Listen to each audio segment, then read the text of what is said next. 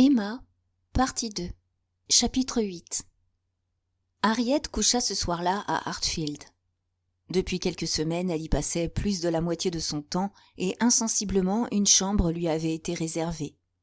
Emma jugeait qu'il valait mieux, à tous les points de vue, garder son amie auprès d'elle le plus possible pendant cette période de crise. Le lendemain matin, Harriet fut obligée d'aller chez Madame Goddard, mais il avait été entendu qu'elle viendrait passer une semaine à Hartfield. Peu d'instants après le départ d'Harriet, M. Knightley fut introduit. Les salutations terminées, Emma encouragea son père, qui était précisément sur le point de sortir, à mettre son projet à exécution. M. Knightley joignit ses instances à celles d'Emma, et malgré ses scrupules de politesse, M. Woodhouse finit par céder. « Eh bien, dit-il, si vous voulez bien, monsieur Knightley, excusez mon impolitesse, je crois que je vais suivre l'avis d'Emma et sortir pendant un quart d'heure. Sans doute il est préférable que je profite des heures de soleil pour aller faire un tour. Je vous traite sans cérémonie. Nous autres, valétudinaires, nous nous arrogeons des privilèges. Mon cher ami, ne me considérez pas comme un étranger, je vous en prie. Ma fille me remplacera avantageusement.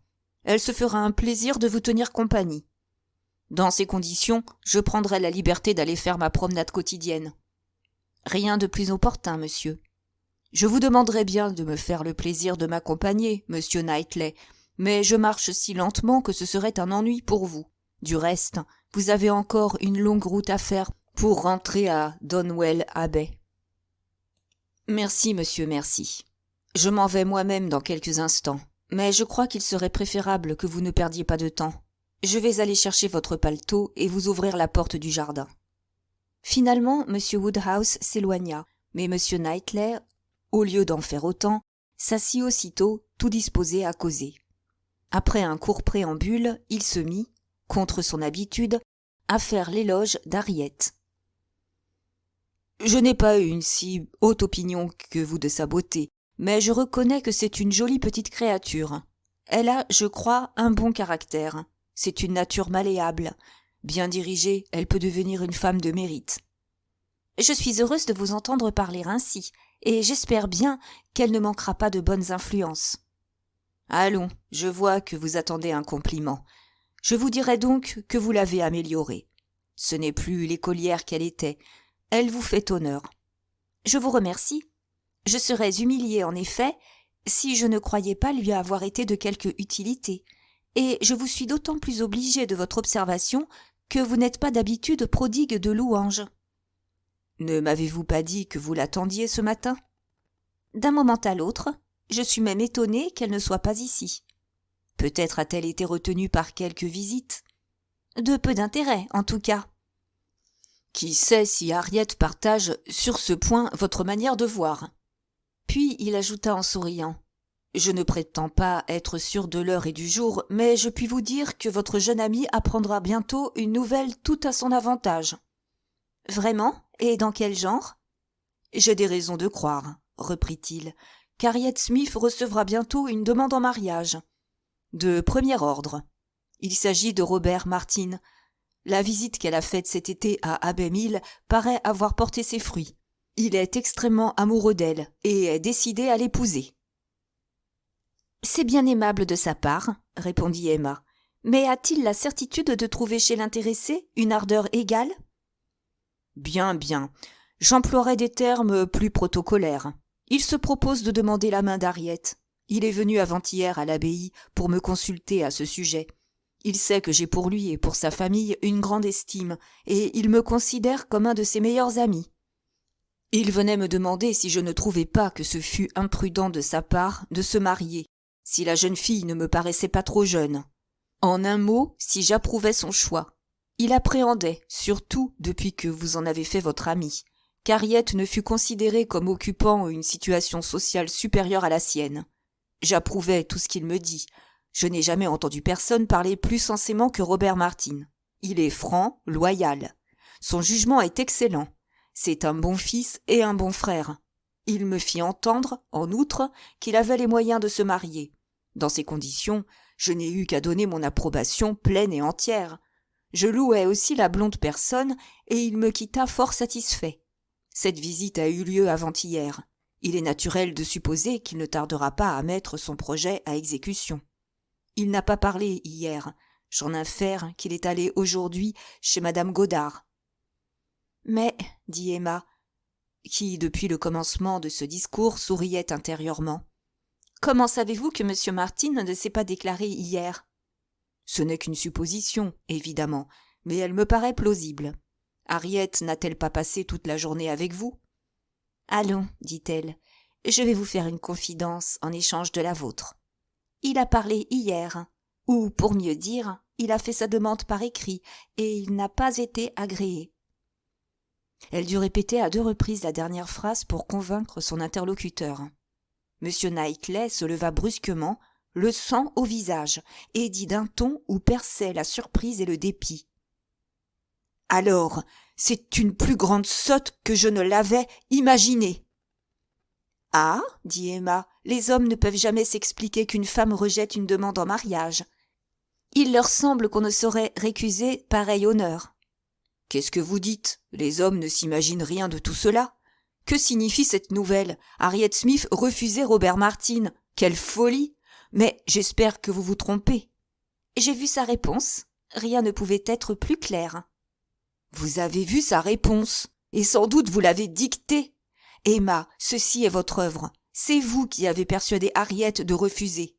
Quand bien même je serais intervenue, ce qui n'est nullement le cas. Je ne croirais pas avoir mal fait. Monsieur Martin est un jeune homme respectable, mais je ne puis admettre qu'il soit l'égal d'Harriet. Ses scrupules étaient justifiés.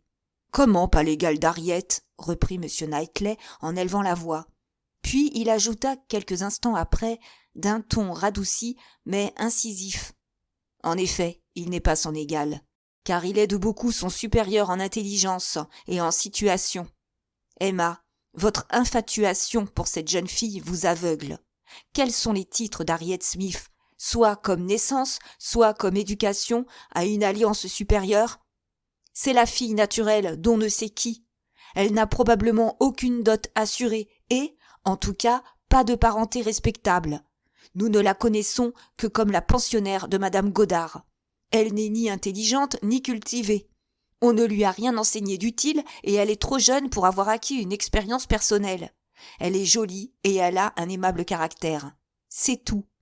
J'ai eu des scrupules au moment de donner mon approbation à Robert Martin. J'estimais qu'il pouvait prétendre faire un mariage plus avantageux. Selon toutes les probabilités, il aurait pu trouver beaucoup mieux au point de vue de la fortune, et il ne pouvait guère tomber plus mal s'il cherchait une compagne intelligente ou une utile ménagère. Mais à quoi bon parler raison à un homme amoureux? J'étais disposé à croire qu'entre ses mains, Harriet deviendrait une autre femme. D'autre part, j'étais persuadé que, de l'avis unanime, elle serait considérée comme extrêmement favorisée du sort. J'escomptais même votre satisfecit. Je pensais que vous ne regretteriez pas que votre amie vous quittât, quand vous la sauriez si heureusement établie. Il faut vraiment que vous me connaissiez bien peu pour avoir eu cette conviction. Je ne puis admettre qu'un fermier, malgré son bon sens et ses mérites, M. Martin, n'est-il pas vrai, n'a pas d'autre position sociale, soit un excellent parti pour mon ami intime. Comment pourrais-je ne pas regretter de l'avoir épousé un homme avec lequel il me serait impossible d'avoir des rapports? Je m'étonne que vous m'ayez prêté de pareils sentiments. Vous ne paraissez pas vous rendre compte de la situation d'Harriet.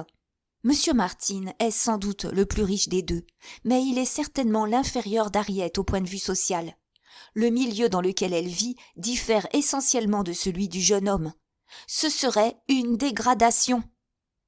C'est tomber bien bas, en effet, pour une jeune personne de naissance anonyme que de s'allier à un fermier bien élevé, intelligent et riche. Sans doute les circonstances de la naissance d'Harriet sont malheureuses, et j'admets qu'au point de vue légal, elle est désavantagée. Mais s'il lui faut porter le poids de la faute d'autrui, il est juste aussi qu'elle profite des avantages que lui confère son éducation. Il n'est pas douteux que son père ne soit un homme comme il faut, et de plus un homme riche. Sa pension est extrêmement large. Rien n'a jamais été négligé pour son bien-être et son agrément. Pour ma part, je suis persuadée qu'elle est de bonne souche, et personne, je pense, ne niera qu'elle ne soit en relation avec des filles bien nées. Quels que soient ses parents, reprit M. Knightley, Rien n'indique qu'ils aient jamais nourri l'ambition de la faire pénétrer dans ce que vous appelez la bonne société. Après avoir reçu une éducation quelconque, elle a été laissée aux mains de sa maîtresse de pension, sans autre appui pour faire son chemin dans la vie. Elle était par conséquent destinée à se mouvoir dans le cercle des connaissances de madame Godard. Ceux qui ont charge d'elle trouvaient évidemment ces relations suffisantes. Elle-même ne désirait pas mieux. Jusqu'au jour où il vous a plu de l'élever au rang d'amie intime, elle n'avait pas songé à se trouver supérieure à son entourage. Elle a été aussi heureuse que possible chez les Martin cet été. Son ambition n'allait pas plus loin. Si elle a grandi, c'est à cause de vous. Vous n'avez pas agi comme une amie vis-à-vis d'Harriet Smith. Robert Martin ne se serait pas avancé si loin s'il n'avait eu de bonnes raisons de croire qu'il ne déplaisait pas. Je le connais bien. Il a trop de cœur pour se laisser guider par une passion égoïste. Quant à la vanité, il est impossible d'en avoir moins. Croyez-moi, il a été encouragé. Emma jugea plus commode de ne pas faire une réponse directe à ces assertions. Elle préféra reprendre le sujet à son point de vue. Vous êtes un ami très chaud de M. Martin, mais, comme je l'ai déjà dit, vous êtes injuste pour Harriet. Les titres de celle-ci à un bon mariage ne sont pas aussi négligeables que vous le prétendez. Son intelligence, sans être remarquable, n'est pas le moins du monde inférieure à la moyenne. Je n'insiste pas, néanmoins, sur ce point. Admettons qu'elle soit simplement telle que vous la décrivez, jolie et aimable. Laissez-moi vous dire qu'au degré où elle possède ces qualités, ce sont des atouts sérieux dans le monde. Elle est en réalité extrêmement jolie. Ce sera du moins l'avis de 99 personnes sur 100. Or, aussi longtemps que les hommes ne feront pas preuve, en face de la beauté, d'un détachement philosophique, et qu'ils persisteront à tomber amoureux de gracieux visages et non de pure intelligence, une jeune fille douée des agréments physiques d'Harriet a bien des chances d'être admirée et recherchée. Elle est à même en conséquence de pouvoir choisir. Son aimable naturel, d'autre part, n'est pas un mince avantage. Ses manières sont douces, son caractère toujours égal. Elle est modeste et disposée à apprécier le mérite des autres. Je me trompe fort si votre sexe en général ne considère pas ces deux dons, la beauté et la bonne grâce, comme primordiaux chez la femme. Sur ma parole, Emma, à vous entendre raisonner de la sorte, je finirai par partager cette manière de voir. Il vaut mieux être dénué d'intelligence que de l'employer, comme vous le faites. Fort bien, reprit-elle en riant, c'est là le fond de votre pensée à tous. Une jeune fille dans le genre d'Harriet répond précisément à l'idéal de votre sexe. J'ai toujours mal auguré de cette intimité. Je vois aujourd'hui qu'elle aura des conséquences désastreuses pour Harriet. Vous allez lui donner une si haute opinion d'elle-même qu'elle se croira des titres à une destinée exceptionnelle et ne trouvera plus rien à sa convenance. La vanité dans un cerveau faible fait des ravages. Malgré sa beauté, mademoiselle Harriet Smith ne verra pas affluer, aussi vite que vous le croyez, les demandes en mariage. Les hommes intelligents, quoi que vous en disiez, ne désirent pas une femme sotte. Les hommes de grande famille ne tiendront pas à s'unir à une jeune fille d'une distinction médiocre, et la plupart des hommes raisonnables hésiteront devant le mystère d'une origine qui pourrait ménager des surprises désagréables. Qu'elle épouse Robert Martin, et la voilà à l'abri et heureuse pour toujours. Mais si au contraire vous l'encouragez dans des idées de grandeur, elle risque fort de demeurer toute sa vie pensionnaire chez madame Godard. Ou plutôt, car je crois qu'une jeune fille de la nature d'Harriet finit toujours par se marier, elle y restera jusqu'au jour où, désabusée, elle se rabattra sur le fils du vieux maître d'écriture. Notre manière de voir diffère si complètement qu'il ne peut y avoir aucune utilité à prolonger cette discussion, monsieur Knightley. Nous n'aboutirons qu'à nous indisposer l'un contre l'autre. Pour ma part, je ne puis intervenir d'aucune façon. Le refus qu'Harriet a opposé à Robert Martin est définitif. Il est possible qu'avant d'avoir vécu dans un milieu de gens comme il faut, elle ait pu ne pas le trouver désagréable. C'était le frère de ses amis et il s'efforçait de lui plaire. Mais les circonstances ont changé et désormais, seul un homme d'éducation et de bonnes manières peut prétendre plaire à Harriet Smith. « Quels propos absurdes !» s'écria M. Knightley. « Les manières de Robert Martin sont naturelles et agréables. Et il a plus de vraie noblesse d'esprit et de cœur qu'Harriet Smith n'est capable d'apprécier. » Emma ne répondit pas et s'efforça de prendre l'air indifférent. En réalité, elle commençait à se sentir mal à l'aise et désirait beaucoup clore l'entretien. Elle ne regrettait pas son intervention et continuait à se trouver meilleur juge sur une question de délicatesse féminine que son interlocuteur. Néanmoins, comme elle était accoutumée à respecter l'opinion de M. Knightley, elle n'aimait pas se trouver en si flagrante contradiction avec lui. Quelques minutes se passèrent dans un silence pénible, qu'Emma essaya de rompre en parlant du temps, mais il parut ne pas entendre. Il méditait et finit par dire « Robert Martin ne fait pas une grande perte, du moins s'il peut voir les choses sous leur vrai jour.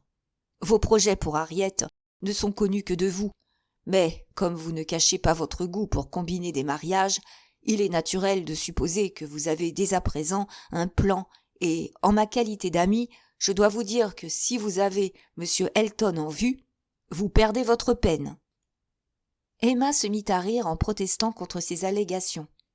Il continua. « Elton est un charmant homme et un excellent vicaire, mais il n'est pas le moins du monde disposé à faire un mariage imprudent. Il se peut qu'il affecte un air sentimental dans ses discours, mais il n'en agira pas moins conformément à la raison. Il a tout autant conscience de ses propres mérites que vous de ceux d'Harriet. Il sait qu'il est très joli garçon et il n'est pas sans s'apercevoir de ses succès. D'après sa manière de parler dans des moments d'expansion, je suis convaincu qu'il n'a aucune intention de ne pas profiter de ses avantages. Je l'ai entendu faire allusion à une famille où les jeunes filles, qui sont les amies intimes de ses sœurs, ont chacune 500 000 francs de dot. »« Je vous remercie beaucoup, » reprit Emma. « Si j'avais rêvé de faire épouser Harriet à M. Elton, il eût été charitable de m'ouvrir les yeux. Mais pour le moment, je désire surtout la garder auprès de moi. »« Au revoir, » dit M. Knightley, se levant brusquement, et il quitta le salon. Il se rendait compte combien Robert Martin serait désappointé, et il était particulièrement vexé de la part qu'Emma avait eue dans cette affaire. Emma, de son côté, ne se sentait pas absolument satisfaite, et la calme persuasion de son adversaire d'avoir la raison pour lui n'était pas sans éveiller en elle quelques doutes sur sa propre infaillibilité. Il était bien possible que M. Elton ne fût pas indifférent à la question d'argent, mais ne suffisait-il pas d'une vraie passion pour combattre les motifs intéressés ? D'autre part, M. Knightley, qui n'avait pas assisté aux diverses phases de cet amour, n'était pas, selon l'appréciation d'Emma, à même d'en mesurer la portée. Mieux renseigné, il aurait probablement eu confiance dans le succès final. Harriet expliqua son retard de la façon la plus naturelle. Elle se trouvait dans de très bonnes dispositions. Mademoiselle Nash lui avait fait part d'une conversation qu'elle venait d'avoir avec M. Perry, appelé chez Madame Godard pour une élève. Harriet répéta ce récit avec une visible satisfaction. En revenant, la veille, de Clayton Park, le docteur a croisé M. Elton se dirigeant sur Londres. Il a été très surpris d'apprendre que celui-ci ne rentrerait que le lendemain, car le soir même, il y avait réunion au club de whist, dont M. Elton était un membre assidu. M. Perry lui a fait remarquer combien il serait mesquin de sa part de s'absenter ce jour-là et de les priver de leurs plus forts joueurs. Il a essayé de le persuader de remettre son départ au lendemain, mais sans succès. M. Elton était bien décidé à continuer son voyage, et il a dit, d'un air singulier, qu'il partait pour une affaire dont aucune considération ne saurait le détourner. Il a laissé entendre qu'il s'agissait d'une commission des plus délicates et qu'il était porteur d'un dépôt extrêmement précieux. M. Perry n'a pas très bien compris ce dont il s'agissait, mais il est sûr qu'une dame devait être mêlée à cette aventure. Il n'a pas caché ses soupçons à M. Elton, qui a alors pris un air mystérieux et s'est éloigné à fière allure. Harriet ajouta que Mademoiselle Nash avait encore longuement parlé de M. Elton, et lui avait dit, en la regardant avec insistance, « Je ne prétends pas deviner ce secret, mais je considère la femme sur laquelle se portera le choix de M. Elton, un homme d'une supériorité reconnue, comme une créature privilégiée. » Chapitre 9. M. Knightley espaça plus que de coutume sa visite à Hartfield. Quand Emma le revit, sa physionomie sérieuse montrait qu'il n'avait pas pardonné. Emma le regrettait mais ne pouvait pas se repentir. Au contraire, ses plans semblaient chaque jour plus réalisables et ses espérances plus justifiées. Le portrait élégamment encadré était arrivé peu de jours après le retour de M. Elton. Il fut suspendu au-dessus de la cheminée du petit salon. M. Elton le contempla longuement et exprima comme il convenait son admiration. Quant à Harriet, il était visible qu'elle s'attachait à M. Elton, autant du moins que le lui permettait sa jeunesse et son caractère. Au bout de peu de temps, M. Martin n'occupait plus le souvenir de la jeune fille, si ce n'était par opposition à M. Elton, comparaison qui tournait, bien entendu, tout à l'avantage de ce dernier. Les projets d'Emma d'améliorer l'esprit de sa jeune amie par la lecture et la conversation sérieuse s'étaient réduits, jusqu'à présent, à parcourir quelques premiers chapitres avec l'intention de continuer le lendemain. Il était beaucoup plus commode de causer que d'étudier, bien plus agréable de se laisser aller à édifier en imagination la fortune d'Harriet que de s'appliquer à élargir sa compréhension ou à l'exercer sur des faits précis. La seule occupation littéraire à laquelle s'adonnait Harriet consistait à transcrire toutes les charades qu'elle parvenait à recueillir sur un petit registre in quarto qu'Emma avait orné d'initiales et de trophées. Mademoiselle Nash possédait une collection de plus de 300 charades, et Harriet, qui lui était redevable de l'idée première, ne désespérait pas d'atteindre un chiffre bien plus considérable. Emma l'aidait de son imagination, de sa mémoire et de son goût. De son côté, Harriet avait une très jolie écriture, de sorte que le recueil promettait d'être de premier ordre. Emma s'empressa d'avoir recours à la collaboration de M. Elton. Elle eut le plaisir de le voir se mettre attentivement au travail. Il s'appliquait surtout à ne choisir que des textes de la plus parfaite galanterie. Les deux amies lui furent redevables de 2 ou 3 de leurs meilleures charades et furent très désappointées de devoir confesser qu'elles avaient déjà copié la dernière qu'il récita. Emma lui dit « Vous devriez nous en écrire une vous-même, monsieur Elton. Ce serait un sûr garant de sa nouveauté, et rien ne vous serait plus facile. » Monsieur Elton protesta. Il n'avait jamais cultivé ce genre de littérature. Il craignait que mademoiselle Woodhouse et, ajouta-t-il après une pause, ou mademoiselle Smith, ne puissent l'inspirer. Dès le lendemain, néanmoins, elles eurent la preuve du contraire. Monsieur Elton, en arrivant, déposa sur la table une feuille de papier où il avait transcrit, dit-il, une charade qu'un de ses amis venait d'adresser à une jeune fille, objet de son admiration. Mais d'après le style, Emma fut immédiatement convaincue que l'œuvre était du cru de M. Elton. « Je ne l'offre pas pour la collection de mademoiselle Smith, » dit M. Elton. « C'est la propriété de mon ami, et je n'ai pas le droit de la livrer au public. Mais peut-être ne vous déplaira-t-il pas d'en prendre connaissance ?» Ce discours s'adressait plus particulièrement à Emma, qui ne s'en étonna pas. Elle comprenait que dans cette circonstance décisive, M. Elton préféra éviter le regard d'Harriet. Il prit congé au bout de quelques instants. « Lisez, » dit Emma en présentant le papier à Harriet. « Ceci vous est destiné. » Harriet était trop émue pour lire, et Emma fut obligée d'examiner elle-même le document. C'était un véritable panégyrique de la femme. L'auteur y faisait discrètement allusion à ses sentiments et à son amour. Les 2 dernières lignes formaient une sorte d'envoi où, après avoir vanté la subtilité de sa dame, le poète exprimait l'espoir de lire dans un doux regard l'approbation de sa muse et de ses vœux. Après avoir deviné le mot de l'énigme, Emma passa le papier à Harriet, et tandis que celle-ci s'efforçait de comprendre, elle se disait « Très bien, monsieur Elton, j'ai lu de plus mauvaises charades. L'idée est bonne. Vous cherchez à reconnaître votre route. Le doux regard. C'est précisément l'épithète qui convient à celui d'Harriet. On ne pouvait mieux choisir. Quant à la subtilité, il faut qu'un homme soit bien amoureux pour se permettre une pareille licence poétique. Ah, monsieur Knightley, voici, je pense, une preuve convaincante. Pour une fois dans votre vie, vous serez forcé de reconnaître que vous vous êtes trompé. La situation est évidemment sur le point de se dénouer. » Elle fut forcée d'interrompre ses agréables réflexions pour donner quelques éclaircissements à Harriet. « Voilà un compliment bien tourné, n'est-il pas vrai ? J'espère que vous n'avez pas eu de peine à comprendre le sens des 2 dernières lignes. Il n'y a pas de doute. Elles vous sont adressées.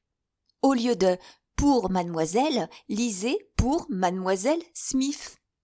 Harriet ne put résister plus longtemps à une si délicieuse révélation. Elle relut l'envoi et apprécia son bonheur. Emma développa son commentaire. « Je ne puis douter plus longtemps des intentions de M. Elton. C'est à vous que vont ses pensées, et vous en aurez bientôt la preuve évidente. Je pensais bien ne m'être pas trompée. Il se propose précisément de réaliser mon plus cher désir. Je suis très heureuse. Je vous félicite, ma chère Harriet, de tout mon cœur. C'est un attachement que toute femme serait fière d'inspirer. Une alliance qui n'offre que des avantages. Elle vous apportera tout ce dont vous avez besoin. Considération, indépendance, une maison agréable. Vous serez fixé au milieu même de vos amis, tout près d'Hartfield. Voici notre intimité scellée pour toujours. Chère mademoiselle Woodhouse, fut d'abord la seule parole qu'Harriet put trouver à répondre en embrassant son amie. La première émotion passée, ses idées se précisèrent, et elle dit « Vous avez toujours raison. Je suppose, je crois, j'espère qu'il en est ainsi cette fois encore. Mais autrement, je n'aurais jamais pu imaginer. Monsieur Elton, qui pouvait prétendre à la plus brillante des alliances, quand je pense à ces vers charmants, comme c'est spirituel, est-ce possible qu'il ait voulu parler de moi? Il n'y a pas matière à controverse, répondit Emma. Croyez-moi sur parole, c'est une sorte de prologue pour la pièce, de devise pour le chapitre, et le reste suivra bientôt. C'est un événement que personne n'aurait pu prévoir. Je n'en avais pas la moindre idée. Il y a un mois. Comme c'est étrange. Il est rare en effet de voir se réaliser une union si parfaitement assortie. Votre mariage sera le pendant de Randalls. Il semble bien que la brise d'Hartfield pousse l'amour précisément dans la direction idéale. Le véritable amour ne coule pas comme un fleuve paisible. Le Shakespeare de la bibliothèque d'Hartfield devrait avoir une longue note à ce passage. Est-ce possible que M. Elton soit véritablement amoureux de moi? Un homme de si belle mine, entouré de la considération générale comme M. Knightley? Il est si parfait dans ses fonctions sacerdotales.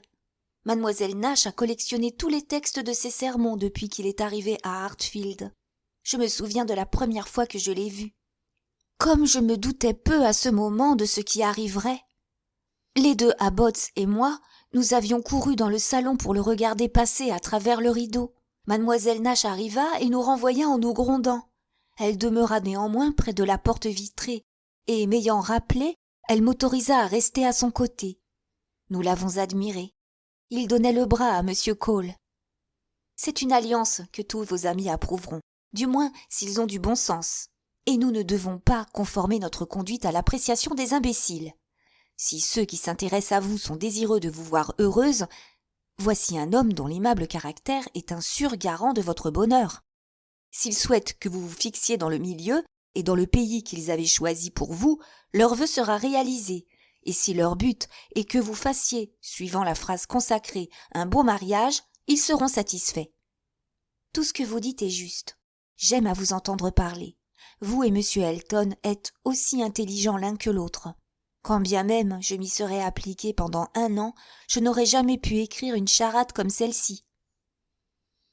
J'ai tout de suite compris hier, d'après sa manière, qu'il se proposait de vous montrer ce dont il était capable. C'est vraiment une des plus jolies charades que j'ai jamais lues. Et comme elle est appropriée, elle est plus longue que toutes celles que nous avons recueillies jusqu'ici. Ce n'est pas sa principale qualité. Ce genre d'écrit ne saurait être trop court, hein. Harriet était trop excitée pour prêter attention à cette légère critique, et elle reprit, les joues rouges d'émotion. Je puis apprécier maintenant la distance qui sépare un homme de bon sens capable à l'occasion d'écrire une lettre convenable de celui qui sait donner à sa pensée une forme aussi délicate. Mais, chère mademoiselle Woodhouse, je n'aurai jamais le courage de rendre le papier et de dire que j'ai deviné. Je m'en charge. Il importe que vous puissiez choisir votre moment pour lui sourire. Rapportez-vous-en à moi. Quel malheur que je ne puisse pas copier cette ravissante charade dans mon livre. Laissez de côté les 2 dernières lignes, et il n'y a pas de raison pour que vous ne la transcriviez pas. Oh, mais ces 2 dernières lignes sont les plus précieuses, je vous l'accorde, mais elles ont été écrites pour vous seul, et il faut leur conserver ce caractère intime. L'allusion personnelle mise à part, il reste une fort jolie charade qui peut tenir sa place dans n'importe quel recueil. Croyez-moi, M. Elton ne serait pas flatté de voir son œuvre mise de côté. Donnez-moi le registre, la copie sera de ma main. De cette façon, vous resterez tout à fait en dehors de cette initiative. Harriet se soumit à contre-cœur et dit seulement « Je ne laisserai plus jamais traîner mon livre. »« Très bien, » dit Emma, « c'est un sentiment naturel. Mais voici mon père. Vous ne verrez pas d'objection, je pense, à ce que je lui lise la charade. Il trouvera grand plaisir à l'écouter. Il aime tout ce qui est à la louange de la femme. Ses sentiments de galanterie vis-à-vis de notre sexe sont des plus prononcés. Je vais la lui lire. » Harriet resta grave. « Ma chère Harriet, il ne faut pas attacher une importance exagérée à cette charade. Ne soyez pas confuse d'un si petit tribut d'admiration.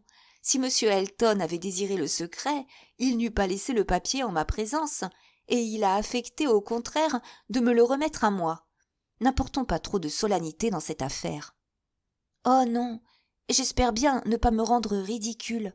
Faites comme vous voudrez. » M. Woodhouse entra et ramena bientôt le sujet sur le tapis, en posant son habituelle question. « Eh bien, mes chers enfants, votre travail avance-t-il ? Avez-vous reçu quelques nouvelles contributions ? » ?»« Oui, papa, nous allons vous lire quelque chose d'inédit. Nous avons trouvé ce matin, sur la table, un papier déposé sans doute par une fée et qui contenait une très jolie charade. Je l'ai immédiatement copié. » Elle la lui lut comme il aimait qu'on lui lise. Doucement et distinctement, à 2 ou 3 reprises, en y ajoutant des explications relatives à chacune des parties. Il fut particulièrement frappé, comme elle l'avait prévu, par le compliment final. « Voici qui est très juste et bien dit. La femme, la divine femme. Cette charade est si jolie, ma chère, que je devine facilement la fée qui l'a laissée. Ce ne peut être que vous. » Emma sourit sans protester. Après quelques minutes de réflexion et un soupir, il ajouta « Vous tenez ce don de votre chère mère qui écrivait avec tant d'élégance. Si seulement j'avais sa mémoire. Mais je ne me souviens de rien, même pas de cette charade dont je vous ai parlé. Vous m'avez dit, je crois, ma chère, que vous l'aviez transcrite. »« Oui, papa, en effet, elle est écrite à la 2e page de notre cahier. Nous l'avons copiée dans les morceaux choisis. Elle est de Garrick. Je me rappelle seulement qu'elle commençait par Kitty. Ce nom me faisait toujours penser à la pauvre Isabelle qui a failli recevoir au baptême le nom de Catherine.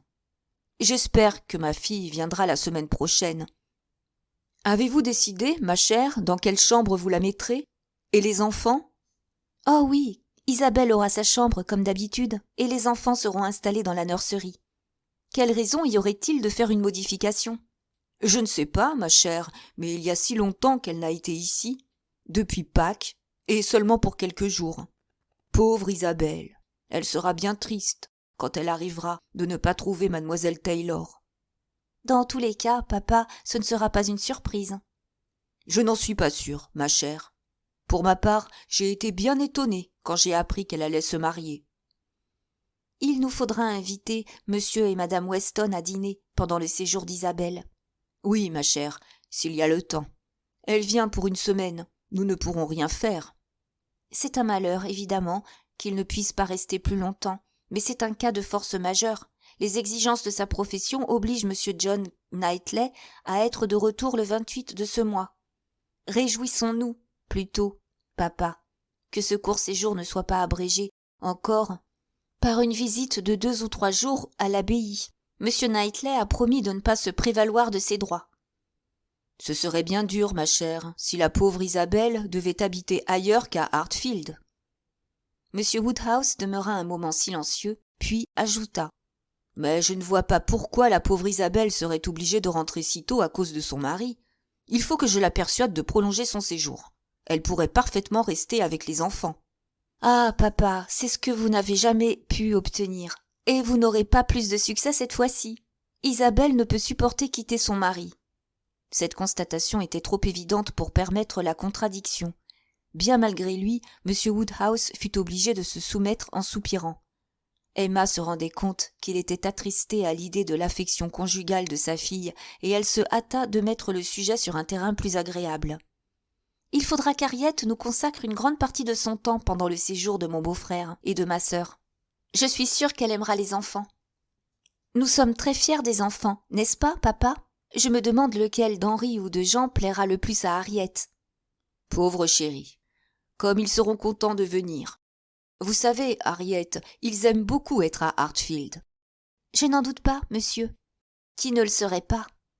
Henri est un beau garçon, mais Jean ressemble beaucoup à sa maman. Henri est l'aîné. Il porte mon nom. C'est un garçon très intelligent. Ils ont tous deux de si gracieuses manières. Je suis d'avis que leur père est souvent brusque avec eux. »« Il vous semble brusque, dit Emma, parce que vous avez vous-même des manières si douces. Monsieur John Knightley veut que ses garçons soient hardis et actifs, et il sait à l'occasion parler sévèrement, mais c'est un père très affectueux, et les enfants l'aiment beaucoup.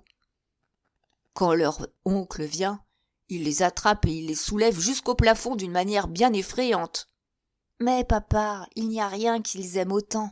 C'est un si grand plaisir pour eux que si leur oncle n'avait établi la règle de les prendre l'un après l'autre, le premier empoigné ne voudrait jamais céder sa place. Au moment où les jeunes filles allaient se séparer pour le dîner de 4 heures, le héros de la journée fit son apparition. Harriet détourna la tête, mais Emma le reçut avec son sourire habituel. Tout indiquait dans l'attitude de M. Elton qu'il avait conscience d'avoir fait un pas en avant, et Emma supposa qu'il venait se rendre compte de l'effet produit. Le prétexte ostensible de sa visite était de s'informer si on avait besoin de lui pour la partie de M. Woodhouse ce soir-là. Si sa présence pouvait être utile, il remettrait n'importe quelle autre obligation, mais, dans le cas contraire, il s'excuserait, ayant promis, conditionnellement, à son ami, M. Cole, de dîner avec lui. Emma le remercia de sa prévenance, mais ne voulut pas entendre parler qu'il désappointa son ami à cause d'eux. M. Elton se crut tenu à de nouvelles protestations. Puis, comme il allait se retirer, Emma prit le papier sur la table et le lui passa. « Voici la charade que vous nous avez si aimablement laissée et dont nous vous remercions. Nous l'avons tant admirée que je me suis permis de la transcrire sur l'album de Mademoiselle Smith. J'espère que votre ami n'y verra pas d'inconvénient. Naturellement, je n'ai copié que les 8 premières lignes. » M. Elton parut un peu interdit. Il bredouilla une allusion à « l'honneur » en regardant Emma et Harriet alternativement. Enfin, il prit le cahier qui était sur la table et l'examina avec attention. Désireuse de dissiper la gêne, Emma dit en souriant « Je vous prie de faire nos excuses à votre ami, mais une si jolie charade ne doit pas rester le monopole de quelques privilégiés. L'auteur peut être sûr d'obtenir le suffrage de toutes les femmes chaque fois qu'il donnera à ses écrits un tour aussi galant. »« Je crois pouvoir m'avancer, » répondit M. Elton avec une certaine hésitation, et me porter garant que si mon ami voyait sa petite composition à cette place d'honneur, il en éprouverait un sentiment de légitime fierté. Ce discours terminé, M. Elton prit congé prestement. Emma ne le retint pas, car il y avait dans la manière de parler du jeune vicaire une sorte de grandiloquence qui, malgré les dispositions bienveillantes qu'elle nourrissait à son égard, était très apte à l'inciter au rire. Elle se sauva pour donner libre cours à son hilarité, laissant Harriet jouir de son bonheur. Chapitre 10. Bien que l'on fût déjà au milieu du mois de décembre, le mauvais temps n'avait pas encore interrompu les promenades des 2 jeunes filles. Le lendemain, Emma décida d'aller faire une visite à une famille pauvre qui demeurait un peu au-delà de Highbury. Pour s'y rendre, il fallait passer par Vicarage Lane, où s'élevait le presbytère. C'était une vieille maison d'apparence modeste, située presque en bordure de route, et à laquelle le propriétaire actuel s'efforçait de donner un cachet d'élégance et de confort. Arrivées à cet endroit, les 2 jeunes filles ralentirent le pas pour regarder la façade. Emma dit « C'est ici que vous êtes destinée à venir habiter un jour ou l'autre. »« Oh, quelle jolie maison !» dit Harriet. « Voici les rideaux jaunes que mademoiselle Nash admire tant. » Je passe rarement par ici, dit Emma, mais à un moment donné j'y serai particulièrement attirée. Toutes les haies, les grilles, les mares de cette partie d'Highbury me deviendront familières. Harriet n'avait jamais franchi le seuil du presbytère et ne chercha pas à dissimuler sa curiosité. « Je ne demanderai pas mieux que de réaliser votre désir, dit Emma, mais je ne puis imaginer aucun prétexte plausible pour entrer. Pas d'enquête à faire sur un domestique. J'aurai alors une raison pour interroger la femme de charge. Pas de message de mon père. » Après quelques instants de silence, Harriet reprit. « Je me demande, mademoiselle Woodhouse, comment il se fait que vous ne soyez pas mariée ou sur le point de l'être, séduisante comme vous l'êtes. » Emma se prit à rire et répliqua. « Admettons que je le sois, en effet, Harriet. Ce n'est pas une raison suffisante pour me pousser au mariage. Non seulement je ne suis pas à la veille de me marier, mais encore je n'ai guère l'intention de me marier jamais. Vous le dites, mais je ne puis le croire. Il faudrait pour me faire changer d'avis que je rencontrasse quelqu'un de très supérieur à tous ceux que j'ai eu l'occasion de voir jusqu'ici. Monsieur Elton, naturellement, est hors de cause.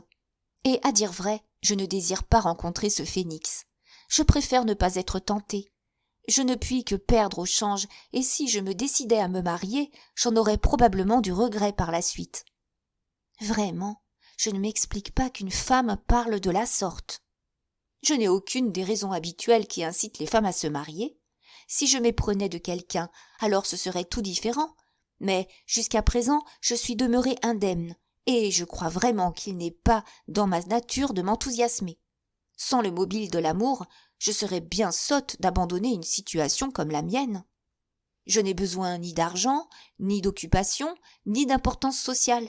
Bien peu de femmes mariées sont aussi maîtresses dans leur intérieur que je le suis à Hartfield. Je ne puis espérer tenir ailleurs une place plus prépondérante. Suis-je sûre de trouver chez un autre homme une approbation aussi complète de tous mes actes que celle que je trouve chez mon père? Sans doute, mais au bout du compte, vous finirez par être une vieille fille, comme mademoiselle Bates. Voici une terrible évocation, Harriet, et si je croyais jamais ressembler à mademoiselle Bates, si je devais devenir si sotte, si satisfaite, si souriante, si bavarde, si peu distinguée, je prendrais un mari demain. Mais je suis convaincue qu'il ne pourra jamais y avoir entre nous d'autre ressemblance que celle toute fortuite d'être restée célibataire. Et cependant vous serez une vieille fille, ce qui est épouvantable. Ne vous tourmentez pas, Harriet, je ne serai jamais une vieille fille pauvre, et c'est la pauvreté seule qui rend méprisable aux yeux du public l'état de célibat. Une femme seule, avec un petit revenu, est assez souvent ridicule, mais une femme seule, nantie de bonne rente, est toujours respectable, et rien ne s'oppose à ce qu'elle soit aussi intelligente et aussi agréable que n'importe qui. Cette distinction n'est pas aussi injuste qu'elle paraît au premier abord, car un revenu mesquin contribue à rétrécir l'intelligence et à aigrir le caractère. Ce que je dis ne s'applique pas néanmoins à mademoiselle Bates, trop banale et trop sotte pour me plaire, mais dont le cœur est excellent. Je crois vraiment que si elle ne possédait qu'1 shilling, elle en distribuerait la moitié. Mais que ferez-vous? Comment emploierez-vous votre temps quand vous serez vieille? Si je ne m'illusionne pas, Harriet, j'ai une nature active, indépendante, et je dispose de nombreuses ressources. Je ne perçois pas pourquoi je ne serai pas en état d'occuper mes loisirs aussi bien à 50 ans qu'à 21. Les occupations de la femme manuelle et intellectuelle ne me feront pas plus défaut qu'aujourd'hui. Quant à des objets d'intérêt pour mon affection, je n'en manquerai pas. Je pourrai me consacrer aux enfants d'une sœur que je chéris. Il y en aura très probablement un assez grand nombre pour me fournir toutes les espèces de sensations dont se nourrit la vie à son déclin. Ils me donneront matière d'espérer et de craindre. Sans doute, je ne ressentirai pour aucun d'eux la tendresse qui est l'apanage des parents, mais mon humeur s'accommodera volontiers d'un sentiment plus calme et moins aveugle que l'amour maternel. Souvent, une de mes nièces me tiendra compagnie. Connaissez-vous la nièce de mademoiselle Bates? Ou pour mieux dire, êtes-vous en relation avec elle? Oh oui, nous sommes obligés de la voir toutes les fois qu'elle vient à Hartfield. Je veux croire que l'exemple de mademoiselle Bates me préservera d'une admiration exagérée pour mes nièces. Puisse le ciel m'éviter au moins d'ennuyer les gens au sujet de tous les Knightley réunis Seulement la moitié, autant que le fait Mademoiselle Bates, à propos de Jane Fairfax. Le son seul de ce nom est devenu pour moi une fatigue. Chacune de ces lettres est lue et relue au moins 40 fois, les compliments destinés à ses amis sont transmis indéfiniment. Si elle envoie à sa tante le modèle d'une ceinture ou qu'elle tricote une paire de jarretières pour sa grand-mère, on n'entend plus parler d'autre chose pendant 1 mois. Je souhaite tout le bonheur possible à Jane Fairfax, mais elle m'ennuie à mourir. Elles approchaient maintenant du but de leur promenade et leur entretien prit une autre tournure. Emma était très charitable. Les pauvres trouvaient toujours auprès d'elle non seulement l'assistance pécuniaire, mais encore le réconfort de son attention, de ses conseils et de sa patience. Elle comprenait leur manière d'être, excusait leur ignorance, compatissait à leurs tentations et ne s'attendait pas à trouver chez eux des vertus extraordinaires. Elle prenait part à leurs chagrins et leur venait toujours en aide avec intelligence et bonne volonté. Dans ce cas particulier, sa visite avait pour but non seulement de distribuer des secours à des indigents, mais encore de porter remède aux souffrances d'un malade. Elle quitta la maison impressionnée à la vue de tant de misère. Une fois dehors, elle dit « Voilà des spectacles, Harriet, qui vous font du bien. Comme tout paraît insignifiant à côté. Il me semble que je ne pourrai plus détacher mon esprit de ces pauvres créatures tout le reste de la journée. » « Vous dites vrai, » répondit Harriet. « Pauvre créature !» Emma referma la barrière placée à l'extrémité du sentier qui traversait le petit jardin. Emma jeta un dernier coup d'œil sur l'aspect minable du lieu et évoqua la misère qu'il recelait. Elles se retrouvèrent sur la route qui, à cet endroit, tournait brusquement, et une fois la courbe franchie, les 2 jeunes filles aperçurent soudain M. Elton qui venait vers elles. Il était si près qu'Emma eut à peine le temps de dire « Ah, Harriet, voici qui va mettre à l'épreuve notre fidélité aux bonnes pensées. » Quoi qu'il en soit, l'essentiel, c'est que notre compassion ait procuré un peu de soulagement à ceux qui souffrent. Si nous avons pour les malheureux assez de pitié pour les aider selon nos moyens, nous faisons notre devoir. Au-delà, ce n'est qu'une vaine sympathie, inutile aux autres et nuisible à soi-même. Elles furent alors rejointes par le promeneur. M. Elton se disposait précisément à aller voir la malheureuse famille à laquelle Emma s'intéressait. Ils cherchèrent ensemble quel remède on pouvait apporter à une aussi triste situation et décidèrent les mesures à prendre. Puis, remettant sa visite au lendemain, M. Elton demanda l'autorisation de les accompagner. Cette rencontre, pensa Emma, à laquelle la charité préside, est particulièrement heureuse. Rien ne pourrait être plus favorable au développement de l'amour. Je ne serais pas étonnée que la déclaration s'ensuive. Ma présence est le seul obstacle. Que ne suis-je ailleurs ? Désireuse de se tenir à l'écart le plus possible, Emma prit un étroit sentier qui dominait la route principale où les 2 autres marchaient ensemble. Mais elle n'était pas là depuis 2 minutes quand elle s'aperçut qu'Harriet, habituée à la suivre et à l'imiter, s'empressait de les joindre. Cela ne faisait pas son affaire. Elle s'arrêta immédiatement sous le prétexte de rattacher les lacets de ses souliers et se courbant de façon à obstruer complètement le passage. Elle les pria de bien vouloir continuer d'avancer en attendant qu'elle les rejoignît. Ils firent ce qu'elle demandait. Au moment où elle jugeait raisonnable d'avoir terminé son occupation, elle eut la chance de trouver une nouvelle raison pour s'attarder. Elle fut, en effet, saluée par un des enfants de la famille qu'elle venait de visiter et qui, conformément aux instructions reçues, se dirigeait vers Hartfield en emportant un récipient pour apporter du bouillon. Rien de plus naturel que de marcher à côté de la petite fille et de la questionner. Pourtant, Emma gagnait involontairement du terrain sur ses 2 compagnons, qui ne se pressaient pas. Elle le regretta d'autant plus qu'il paraissait absorbé dans une conversation intéressante. M. Elton parlait avec animation. Harriet écoutait avec une attention enjouée.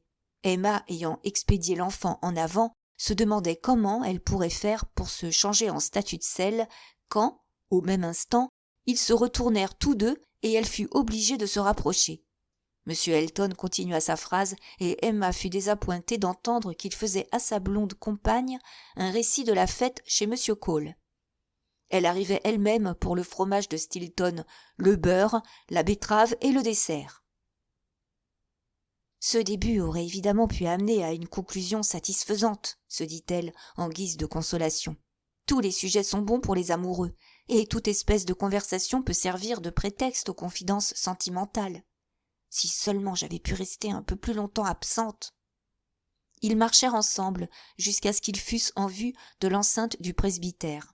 À ce moment, Emma eut une inspiration subite, et elle découvrit le moyen de faire pénétrer Harriet dans la maison.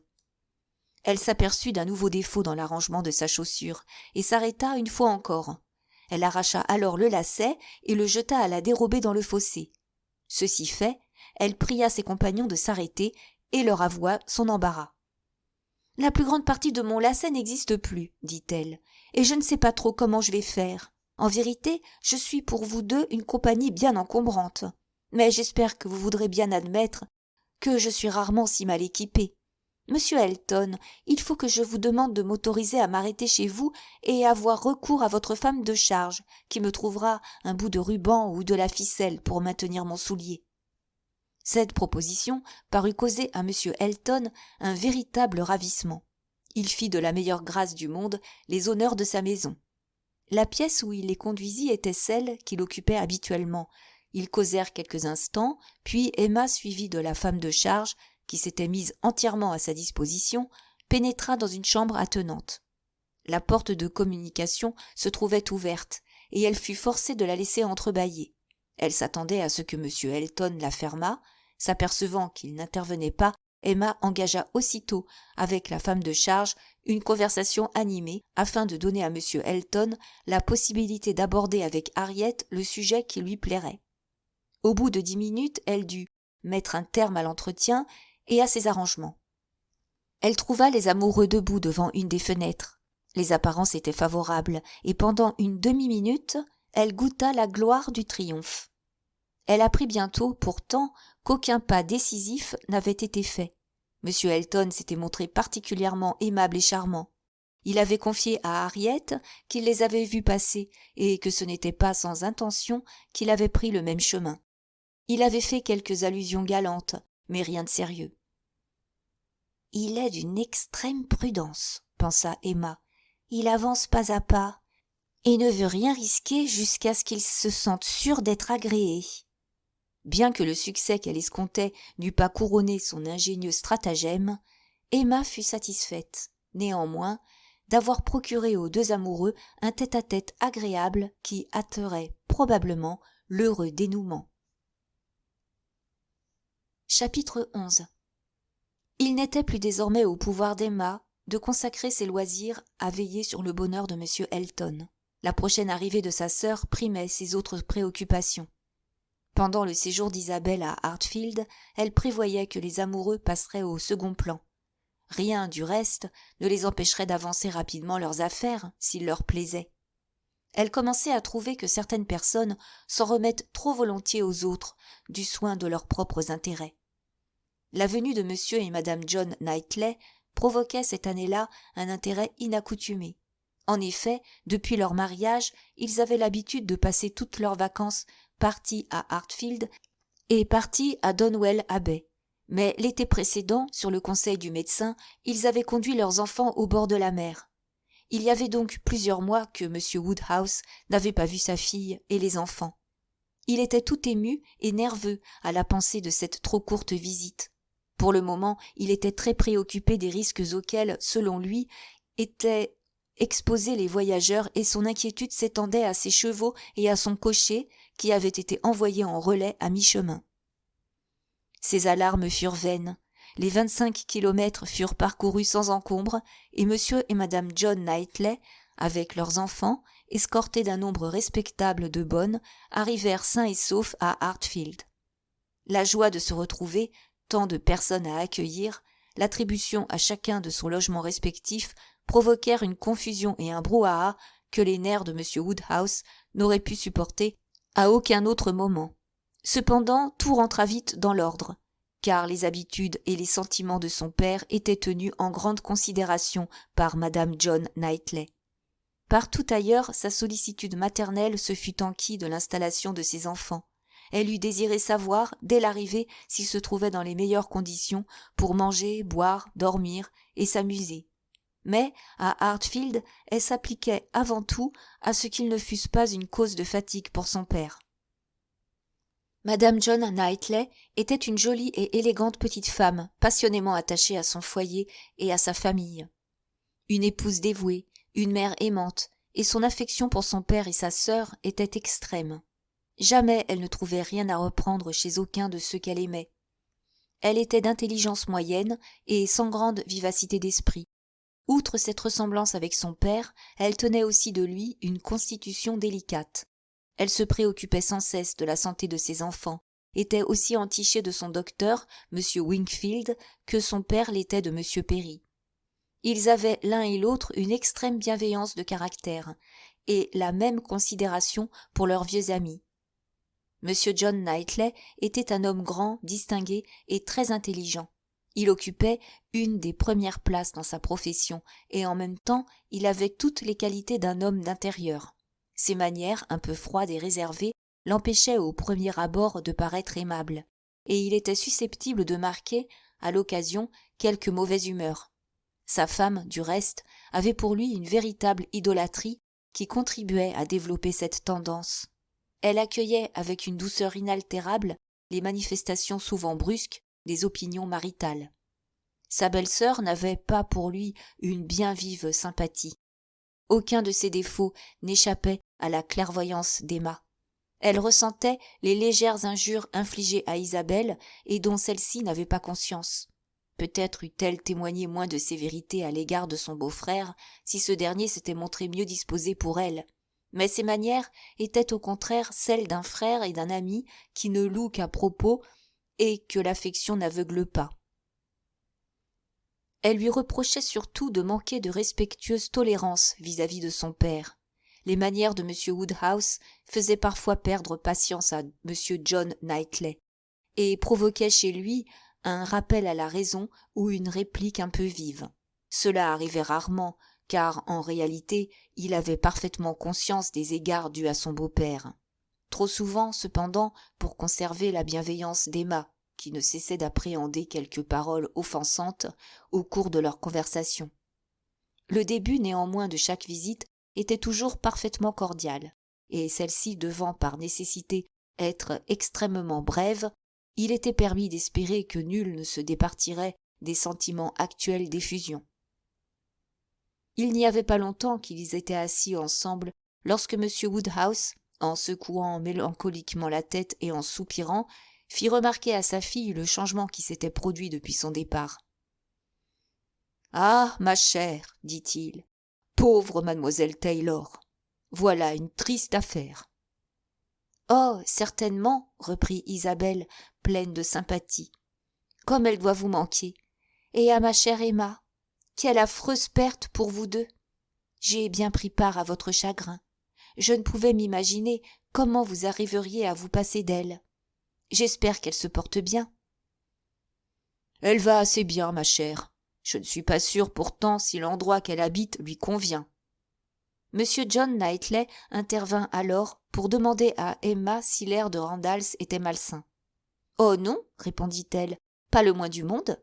Je n'ai jamais vu madame Weston en meilleure santé. Papa fait allusion à son regret. »« Qui leur fait honneur à tous les deux, répondit-il à la vive satisfaction d'Emma. « Est-ce que vous la voyez quelquefois » reprit Isabelle, du ton plaintif qui agréait particulièrement à son père. M. Woodhouse hésita, puis il répondit. « Pas si souvent, ma chère, que je le désirerais. »« Oh, papa, comment pouvez-vous parler ainsi ? Depuis leur mariage, nous n'avons passé qu'1 jour entier sans voir M. et madame Weston, et souvent les deux, soit à Randalls, soit ici. Et comme vous pouvez le supposer, Isabelle, plus généralement ici. Ils ont fait preuve de l'empressement le plus affectueux. M. Weston est vraiment aussi attentif qu'elle. Si vous prenez cet air mélancolique, papa, vous donnerez à Isabelle une idée tout à fait fausse de ce qui se passe. Tout le monde, bien entendu, comprend combien mademoiselle Taylor doit nous manquer. Mais tout le monde, en même temps, doit savoir que M. et madame Weston ont réussi à atténuer les effets de la séparation plus que nous ne l'espérions nous-mêmes. »« Il était naturel qu'il en fût ainsi, » dit M. John Knightley. « C'est bien du reste ce que j'avais compris d'après vos lettres.